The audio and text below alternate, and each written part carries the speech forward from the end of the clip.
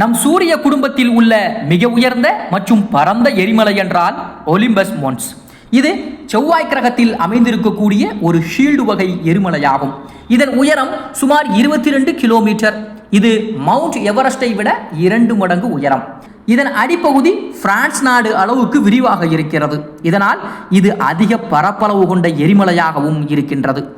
மண்ணிலே இருப்பது போல ஈர்ப்பு தட்டுக்கள் டெக்டோனிக் பிளேட்ஸ் செவ்வாயில் இல்லாததால் பல மில்லியன் ஆண்டுகளாக ஒரே இடத்தில் இறக்கமாக கிளம்பிய லாவா இதனை உருவாக்கி இருக்கிறது. ஒலிம்பஸ் மோன்ஸ் இன்னும் முழுமையாக அழிந்தது அல்ல. இது டோர்மன்சி நிலையில் இருக்கின்றது.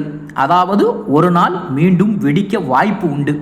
இந்த எரிமலை விஞ்ஞானிகளுக்கு பிற கிரகங்களின் எரிமலை செயற்பாடுகள் எப்படி உள்ளன என்பதை புரிந்து கொள்ளவும் உதவி வருகிறது.